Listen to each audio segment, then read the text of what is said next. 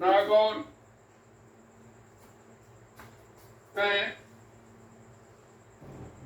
मीराबाई भक्त श्रोमणी मीराबाई जी के 500वें मीरा महोत्सव के पावन अवसर पर मंच पर विराजमान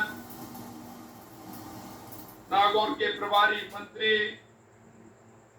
सम्मानीय कन्हैयालाल जी चौधरी साहब,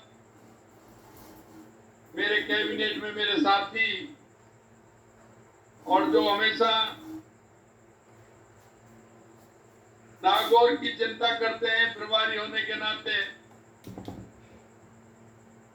हमारी राज्य मंत्री श्रीमती मंजू बागमार जी, हमारे राज्य मंत्री विजय सिंह जी चौधरी साहब, हमारे किसान आयोग के अध्यक्ष सीआर चौधरी साहब, अध्यक्ष राजस्थान धरोहर प्राधिकरण के श्री ओंकार सिंह जी लाखावती साहब, हमारी प्रदेश की उपाध्यक्ष श्रीमती ज्योति मिर्जा जी, हमारे मेड़ता के विधायक लक्ष्मण सिंह जी कलरू,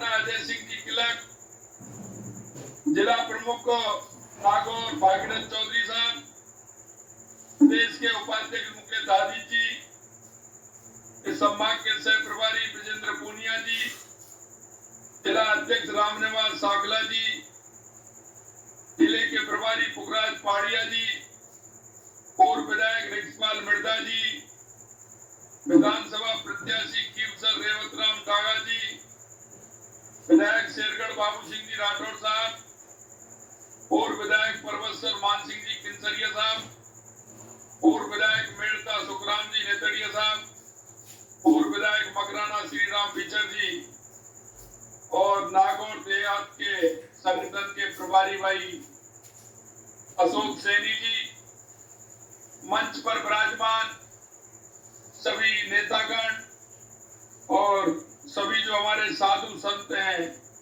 उनके चरणों में मैं प्रणाम करता हूं। उनका आशीर्वाद मुझे मिले इस आशा के साथ आप सभी को प्रणाम। और सभी आए हुए इस कार्यक्रम में मेरे पूजा योग बुजुर्गों, नौजवान दोस्तों और सभी मेरी माता और बहनों, आपके दर्शन करने की मेरी अभिलाषा थी। मैं आपके दर्शन करने के लिए और एक ऐसे कार्य में सम्मिलित होने के लिए मैं आ रहा था, लेकिन रास्ते में से ही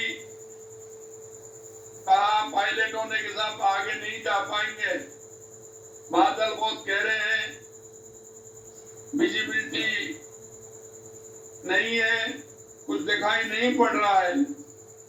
उन्होंने कहा कि हेलीकॉप्टर उतर नहीं पाएगा,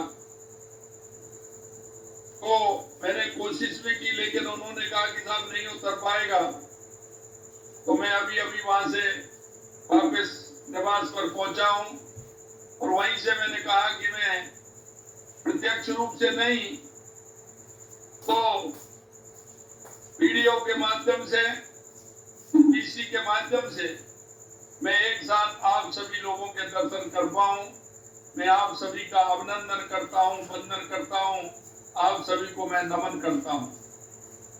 आज संत शिरोमणि मीराबाई के चरणों में मैं नमन करता हूं। ये हमारी ऐसी पवित्र भूमि है, ये ऐसी धरा है, आपने देखा होगा, ये शक्ति और भक्ति की धरती है। ये धरा धन्य है जो मीराबाई जैसी कृष्ण भक्त धरती पर उन्होंने जन्म लिया और जयमल राठौर जैसे सूरवीरों की भी धरती है, जिन्होंने अपने पराक्रम से इस धरती का नाम रोशन किया। ये शक्ति और भक्ति की धरती है, ये भक्ति मीराबाई की धरती है, जयमल राठौर की धरती है। मीराबाई जी की भक्ति की तुलना कोई नहीं कर सकता। उन्होंने यश मान और सम्मान, आदर भाव कोट कोट जन से मिला, उसका कोई मुकाबला नहीं है। मैं आपसे कहना चाहता हूं, उनके भजनों की मिठास अमृत के समान है, उनकी वाणी कालजयी है। ये मेरा सौभाग्य है कि मुझे 520वें मीरा महोत्सव में आने का अवसर मिल रहा था, लेकिन मैं प्रकृति के इस बारिश काल का जो समय था, इसमें किसी कारण से नहीं आने का निश्चित रूप से मुझे अफसोस रहेगा। लेकिन मैं आपके बीच में इतना कहना चाहता हूं कि मैं आपके बीच में जल्दी ही कार्यक्रम बना करके मेड़ता में अवश्य आऊंगा और मैं मंदिर के दर्शन भी करूंगा और आप सभी लोगों के दर्शन का लाभ भी मुझे मिलेगा। ऐसी मैं आशा और उम्मीद आप सभी से करना चाहता हूं। इस महोत्सव में आने मेरे लिए एक और वजह खास है, वो ये है कि ब्रजभूमि, ब्रज राधा रानी और भगवान कृष्ण की लीला भूमि है और ये भूमि मीराबाई की भी भूमि है। उन्होंने इस ब्रज में रह करके जो रचनाएं की, उन्होंने उस ब्रज का जो माधुर्य, इस ब्रज में एक अमृत रसपान किया। निश्चित रूप से हम भाग्यशाली हैं और मैं ब्रज की भूमि से आता हूं, क्योंकि माँ मीराबाई भक्ति का उदाहरण है और मैं जिन्होंने उनके साथ में अष्टछाप के कवि गोविंद स्वामी थे और वो गोविंद स्वामी जी ने भी रचना की है, वो भी भगवान कृष्ण के अष्टछाप के भक्त थे। और वो ये इसलिए है कि वो मेरे भी पूर्वज थे, वो मेरे गांव से थे। तो मीराबाई जी और उनकी भक्ति के जो शब्द हैं, उनके जो अलंकार हैं, वो निश्चित रूप से आज भी उस भक्ति भाव को जिजोरने का काम करते हैं और हर भक्त की कल्पना को बढ़ाने का काम करते हैं। ब्रजभूमि मीराबाई जी की वो साधना स्थली रही है। जिस क्षेत्र से मैं आता हूँ, वो ब्रज संस्कृति का इतिहास आप सभी जानते हैं। और ये मैं आपसे कहना चाहता हूँ कि भगवान श्री कृष्ण और उनकी भक्ति मीराबाई से जुड़ा उत्सव हो तो मेरे हृदय के बहुत नजदीक होता है, क्योंकि मैं श्री गिरिराज जी और उस बंसी वाले का स्मरण करता हूं और मैं आपको सत्य बताता हूं कि ये एक ऐसा संगम भी है और हम सबको ये प्रेरणा भी लेनी चाहिए कि भगवान कृष्ण की जिस तरह से उपासक मीराबाई जी ने उनकी भक्ति में लीन होकर मेरा तो सिर्फ गिरधर गोपाल, दूसरा ना कोई, इस तरह के पद उन्होंने लिखे हैं। और आपने देखा होगा कि जिस तरह से मीराबाई भक्त शिरोमणि भगवान कृष्ण के जितने भाव अगर आप उनको पढ़ करके देखेंगे तो निश्चित रूप से मन में वो आध्यात्मिक अमृत धारा मन में उत्पन्न होती है। मैं आपसे यही कहना चाहता हूँ, मीराबाई जी ने भक्ति, समर्पण और श्रद्धा को बहुत ही आसान भाषा और सहज रूप से समझाया। मीरा के प्रभु गिरधर नागर सहज मिले अब नासी रे, इस तरह की पंक्ति है। मीराबाई जी की प्रति श्रद्धा के रूप में आयोजित होने वाला ये कार्यक्रम भक्ति के साथ ही राजस्थान के शौर्य और बलिदान का भी स्मरण कराता है। यही नहीं, ये हमारी संस्कृति का भाग है। आज हमारे सांस्कृतिक केंद्र जिनमें हमारी संस्कृति बसती है, हजारों सालों, लाखों सालों से जो हमारी संस्कृति है, वो संस्कृति हमारी चलती आ रही है। मैं आपसे इस मीराबाई जन्मोत्सव केवल एक संत का जन्मोत्सव नहीं है, ये भारत की एक संपूर्ण संस्कृति का उत्सव है। हम हमारी पूरी संपूर्ण संस्कृति में मीराबाई जी का स्थान है। मीराबाई जैसे भक्तों और हमारे ऋषि मुनियों ने इस देश को आध्यात्मिक ज्ञान का केंद्र बनाया है। और दुनिया में जो भारत का को विश्वगुरु कहते हैं, वो हमारी आध्यात्मिक पहचान है। और उस आध्यात्मिकता के कारण हम दुनिया में भारत को विश्वगुरु माना जाता है। हमारे प्रधानमंत्री श्री नरेंद्र मोदी जी इस महान भारत के प्राचीन गौरव को लौटाने का प्रयास कर रहे हैं और वो हमारे सांस्कृतिक जो आध्यात्मिक केंद्र हैं उनके माध्यम से उसको लौटाने का काम कर रहे हैं। अभी आपने देखा होगा, हमने भी पिछले कार्यकाल में और अब भी सभी राजस्थान के मंदिरों को भी किया है। और लेकिन देश के यशस्वी प्रधानमंत्री नरेंद्र मोदी जी ने अयोध्या में भव्य राम मंदिर का निर्माण, काशी विश्वनाथ कॉरिडोर एवं मंदिर परिसर का जीर्णोद्धार, उज्जैन में महालोकपाल मंदिर का निर्माण करवाया। यही नहीं, केदारनाथ, बद्रीनाथ, सोमनाथ, आप जहाँ देख सकते हैं किस तरह से हमारे आस्था के केंद्रों को और हमारे सांस्कृतिक केंद्रों को उत्थान करने का काम किया है। श्रद्धालुओं के लिए एक विशेष आकर्षण बनाने का काम भी किया है। अयोध्या, काशी विश्वनाथ की तर्ज पर हमारी सरकार ने भी खाटू श्याम मंदिर के भव्य निर्माण के लिए 100 करोड़ रुपए का बजट हमने इस हमारे बजट में दिया है, जिससे कि खाटू श्याम मंदिर को एक भव्य हम बना सके। इसके साथ ही हमने राज्य में मंदिरों के जीर्णोद्धार एवं धार्मिक पर्यटनों को बढ़ावा देने हेतु मंदिरों और धार्मिक स्थलों के लिए विकास कार्य करवाए जाएंगे। इसके लिए हमने अधिकतर हमारे जो प्रमुख मंदिर हैं उन सभी मंदिरों को उसमें हमने लिया है।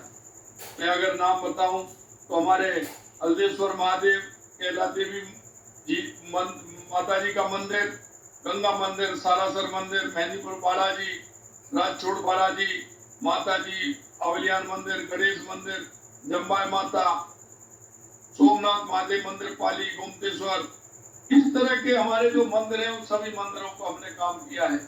पुष्कर में ब्रह्मा मंदिर कॉरिडोर, सरोवर परिक्रमा मार्ग, तीर्थराज, लोहारगल, झुंझुनू, मरकंडी पर्वत का रोपवे, 24 कोस परिक्रमा मार्ग, कृष्ण कमन पथ, व्रत 84 परिक्रमा मार्ग, रणछोड़ राय, खेड़ तीर्थ, बालोत्रा, श्री महावीर जी करौली, ऐसे बहुत मंदिर हैं। दुल्लेश्वर महादेव पहाड़ में, मथुराधीश जी मंदिर कोटा, केशव राय मंदिर कुंजी, अम्बे माता मंदिर सिंदूर, प्रेम सागर तालाब, सवाई भोज मंदिर, भीलवाड़ा, कपिल सरोवर, कोला है। ऐसे बहुत सारे मंदिरों को हमने जीर्णोद्धार के लिए काम करने का कहा है। इसमें और अभी काफी मंदिर हमारे हैं जिनका जीर्णोद्धार हो रहा है। मैं आपसे इतना कहना चाहता हूँ कि जिस तरह से हमारी सरकार ने हमारे पैनोर में हमारे इन मंदिरों के लिए काम किया है, ये लगभग विभिन्न त्योहारों पर 600 मंदिरों में साज सज्जा आरती कार्यक्रम के लिए 13 करोड़ रुपए और इन मंदिरों के लिए भी हमने पैसा देने का काम किया है। और इनको ठीक प्रकार से करने के लिए 300 करोड़ रुपए हमने अलग से मंदिरों को भी उसके लिए काम किया है।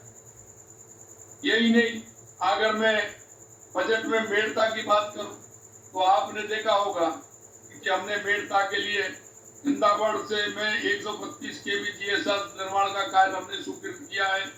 85 करोड़ रुपए की लागत से गोटन से सातन पीपाड़ तक सड़क का निर्माण करवाया जाएगा। 19 करोड़ 16 लाख रुपए की लागत से दियाबाड़ी, जड़ाऊ कला, जड़ाऊ खुर्द, चावंडिया कला, चावंडिया खुर्द तक सड़क निर्माण कराया जाएगा। मेड़ता सिटी में सामुदायिक स्वास्थ्य केंद्र से उप जिला चिकित्सालय में क्रमोन्नत किया गया है। मेड़ता रोड का नगर पालिका में क्रमोन्नत किया जाएगा। मेड़ता कृषि उपज मंडी का विस्तार किया जाएगा। मेड़ता सिटी में जीरा प्रोसेसिंग प्लांट लगाया जाएगा। त्रिवेणी पशु चिकित्सालय मेड़ता का बहुउद्देशीय पशु चिकित्सालय में क्रमोन्नत किया जाएगा। पशु चिकित्सालय डागावास प्रथम श्रेणी पशु चिकित्सालय में क्रमोन्नत होगा। मेड़ता सिटी में पॉलिटेक्निक महाविद्यालय खोलेंगे। मेड़ में प्राथमिक स्वास्थ्य केंद्र को सामुदायिक स्वास्थ्य केंद्र करेंगे। प्रदेश की जनता के आशीर्वाद के साथ हम यूं ही राजस्थान को अग्रणी प्रदेश बनाने के लिए काम करते रहेंगे। एक बार मैं पुनः आप सभी को संत श्रोमणी मीराबाई जी के 520वीं जयंती पर आप सभी का बहुत बहुत स्वागत और अभिनंदन करता हूं। सिर्फ मैं आपसे इतना निवेदन करना चाहता हूं कि हमने नागौर के लिए, आप देख सकते हैं, नागौर के लिए शायद पहली बार बजट में, क्योंकि ये तो मेड़ता का मैंने सुनाया है, अगर मैं नागौर की बात करूं तो काफी समय मुझे लगेगा। नागौर की भी मेरे पास है। मैं आपसे इतना ही कहना चाहता हूँ, ये नागौर की धरती हमारी राजस्थान की ऐसी धरती है कि इसको शरीर का हृदय स्थल कहते हैं। नागौर अगर हमारा अच्छा रहेगा, नागौर के अंदर अगर हमारा विकास होगा, जिस तरह से हमारी धमनियां होती है, हमारा हृदय होता है और हृदय पूरे शरीर का संचालित करता है, ये नागौर भी वही है। और नागौर अगर हमारा देखें तो हमारा चारों तरफ से हमारे सभी जो जिले हैं उन सबका भी नेतृत्व करता है, उन सबकी क्षमता नागौर के अंदर है। नागौर में अभी विकास की बहुत आवश्यकता है। हम आपको विश्वास दिलाना चाहते हैं, आने वाले समय में नागौर का विकास होगा और हमारा जो नागौर का युवा है उसको संबल मिलेगा। हमारे नागौर के किसान, हमारे मजदूर, हमारी महिलाएं, हमारा युवा, उन सबको एक साथ ले जा करके और हम सबको साथ लेते हुए हम नागौर का विकास करेंगे। हमारा नागौर अगर विकसित होगा तो हमारा राजस्थान विकसित होगा। मैं नागरिक होने के नाते आप सभी से सिर्फ इतना निवेदन करना चाहता हूँ कि हमारी सरकार की योजनाएं, सरकार के हमारे काम ठीक प्रकार से हो, इसकी चिंता भी हमें करनी है। हमारे जनप्रतिनिधि सभी आपके बीच में हैं और आपने देखा होगा जिस तरह से हमने बजट में कहा है 7-8 अगस्त को हमारे मंत्रीगण, सभी हमारे अधिकारीगण हर जिले में गए और हर जिले में जाते हुए हमने कहा है कि जो घोषणा हुई है उनकी जमीन, उनका स्थान प्रशासन के तौर पर फाइनल करते हुए जिससे जल्दी से जल्दी हम उनका शिलान्यास कर सकें और समय पर हमें पूरा काम करना है। इसलिए मैं आप सभी से इतना कहना चाहता हूं कि हमारी केंद्र सरकार की योजनाएं, हमारी राज्य सरकार की योजनाएं, आम जन तक हमारी योजनाओं का लाभ मिले, हमारी योजनाएं पहुंचे, जिससे कि हम उन योजनाओं का लाभ हर व्यक्ति को दिला सके, हर उस गरीब को दिला सके जिसको योजनाओं की आवश्यकता है। ऐसा मेरा आप सभी से निवेदन है। आप देख रहे होंगे हमारी सरकार बनी है जब से हमने किस तरह से पानी और बिजली के क्षेत्र में भी काम किया है, किया सभी जगह, लेकिन बिजली और पानी को हमने इस साल का प्रमुख बनाया है। लेकिन आप देख सकते हैं, क्योंकि जो करते हैं सच्चे मन से करते हैं, सच्चे भाव से करते हैं, तो इंद्र भगवान भी खुश हैं। और ERCP और जमुना जल से पहले हमारा एक योजना भगवान ने भी ला दी। हम सभी किसानों को मैं बहुत बहुत बधाई और शुभकामनाएं देना चाहता हूँ कि बहुत अच्छी इंद्र देवता की, भगवान की कृपा है कि आज सभी जगह बारिश हो रही है। पूरे राजस्थान के अंदर बहुत अच्छी बारिश हो रही है, जिसका लाभ हमारे किसानों को मिलेगा। अच्छी फसल आएगी, दोनों फसलों में उसका लाभ होगा। मैं अंत में आप सभी को पुनः 520वें जयंती के अवसर पर मैं आप सभी को बहुत बहुत बधाई और धन्यवाद देना चाहता हूं। आप सभी लोग इस बारिश में भी रुके रहे, डटे रहे, इसके लिए मैं आपको सभी को धन्यवाद देना चाहता हूं। आप सभी को पुनः बहुत बहुत धन्यवाद। नमस्कार, जय हिंद, जय भारत, जय राजस्थान। बहुत बहुत धन्यवाद, बहुत बहुत आभार।